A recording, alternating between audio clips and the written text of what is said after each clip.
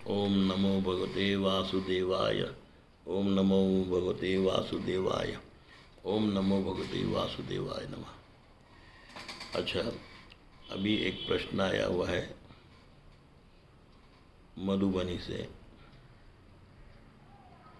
से जीतू कुमार वाले जीतू कुमार वाले जी ने प्रश्न किया है मृत्यु। लास्ट एपिसोड में जन्म के बारे में था, मेरे को लगता है। उसके बाद ये मृत्यु के बारे में जानना चाहता है। खैर, आज को इंसिडेंट है कि किसी ने जन्म का ही पूछा है और किसी ने मृत्यु का भी पूछा है। मृत्यु जो हम लोग समझते हैं दी एंड मतलब समाप्ति, लेकिन ज्योतिष शास्त्र में मृत्यु को एक एंड नहीं बोल के पड़ाव बोला हुआ है। पड़ाव मतलब एक आप कोई काम कर रहे हो या कोई एक चीज़ चैलेंज एक्सेप्ट किया है, उसका एक पड़ाव है मृत्यु। It is endless. जिसको हम जीवन बोलते हैं ना, जीवन, वो एंडलेस है शास्त्र में। यहाँ मृत्यु जो है वो एक पड़ाव है, और आपको इसी मृत्यु के बहाने वो बाबा जी लोग आपको डराते हैं। आपकी मृत्यु हो जाएगी, आपकी ये हो जाएगी, आप बीमार हो जाओगे, आप ये हो जाओगे। आप उस तरीके के डर के कारण आप अपने पैसा टाइम खर्च करके उन बाबा जियों को अपूर्व दान देते हो। दान देना अच्छी बात है, बहुत अच्छी बात है। महाभारत के जो कर्ण थे वो भी दानी थे, महादान करते थे। उन्होंने कृष्ण को, इंद्र को, यहाँ तक कि ब्राह्मणों को, सबको बहुत दान दिया, बहुत।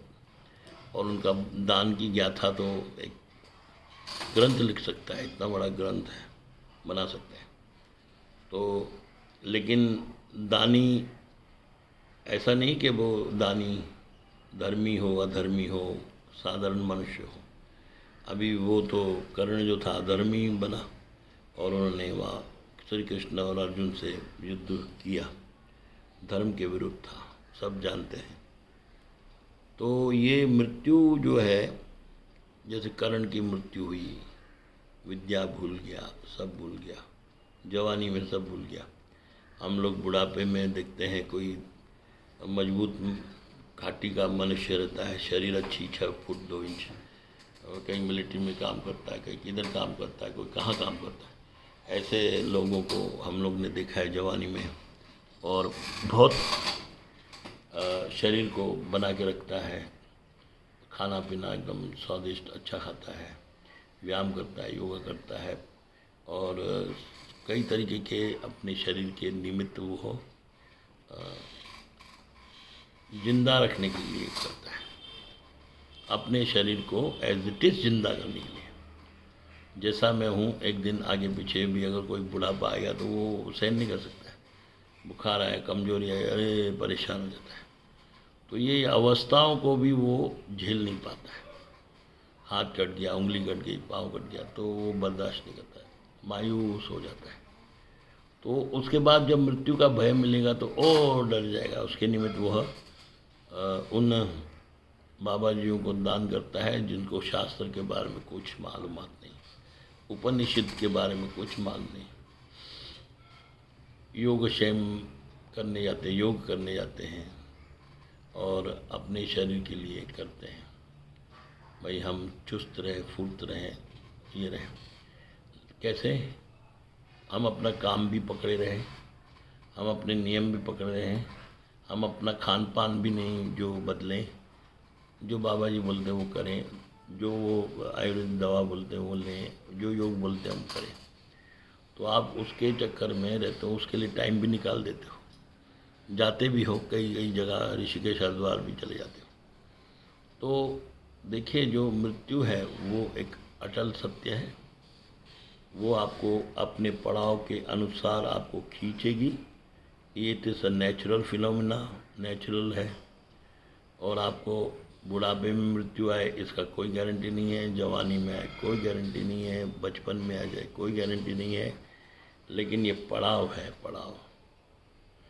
इस पड़ाव को किसी भी अवस्था में आपको अनुभव करना है। ये आपके जो कर्म जो बने हैं, जो बनते हैं जन्म के अनुसार, दोष बनते हैं, उसके बाद आप उसमें अपने आप को एक एक एक, एक इंसान हो जाते, एक जानवर हो जाते हो, जिसकी आँख, कान, नाक, मुंह, इंद्रियां वो उसी चीज़ों की आदी हो जाती है। भाई के कैसे कोई दुकानदार है, वो मेडिकल वाला है या कोई किराने वाला है, कौन सी चीज़ कहाँ रखी है वहीं दिमाग घुमाता है, वहीं शरीर घूमता है, वहीं उसका नज़र घूमती है, वहीं उसके हाथ चलते हैं, वहीं उसके पाँव चलते हैं। वो उसकी क्रियाओं में लिप्त हो जाता है, वो अपने इस कर्म को कर्तव्य समझता है और इस कर्तव्य से उसको जो धन मिलता है, रात को जाके वो घर में जाके सोता है, और जैसे कुत्ता सोता है, बिल्ली सोता है, गधा सोता है, वैसे भी वो जाके सोता है। और उसकी नींद आने के बाद सुबह उठ के वो बोलता है आई एम फ्रेश अगेन। मेरा एक मकसद पूरा हुआ, कल का पूरा हुआ, आज का मैं जा रहा हूँ नहा धो के, एक अगरबत्ती जला के, एक अगरबत्ती दिया जमा नहीं जमा, भूल गए, चलो निकल जाता है।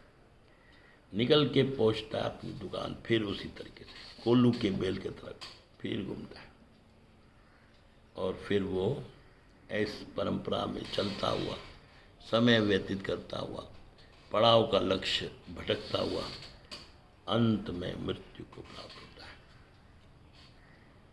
अभी मैं तो बोला मृत्यु कोई डरने की बात ही नहीं, पड़ाव है, लेकिन उसके लिए बहुत एंजाइटी का टाइम है। उस मृत्यु के समय आने पर, उस मृत्यु के कान में वो मुस्कुराना भूल जाता है,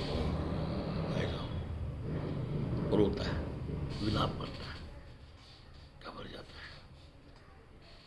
मृत्यु उसके लिए बहुत एक ऐसा तीखा है, जैसे कोई छीन रहा है, कोई जैसे शरीर नोच रहा है, ऐसे वो अनुभव करता है और कुछ नहीं कर पाया, गलतियों को सुनता है, अपने आप को, शरीर को हिलाता है, डुलाता है, भटकता है, और लास्ट में शरीर त्यागता है। लेकिन वो त्यागना नहीं है, वो पड़ाव है। पड़ाव दूसरे जन्म में, दूसरी माता के गर्भ में जन्म होता है बाद में, मतलब वो तो अभी कर्म के अनुसार है कि भाई कुत्ता, बिल्ली, गधा, घोड़ा, चींटी, पक्षी जो बने, उसके बाद वो मनुष्य देह में फिर आएगा 84 लाख होने के बाद। लेकिन जो मनुष्य का देह है वो केवल दुकानदारी करना, खेतन पालन करना, राजनीति करना ये नहीं है। जन्म सिर्फ ईश्वर की खोज करना, ये हमारा मकसद है।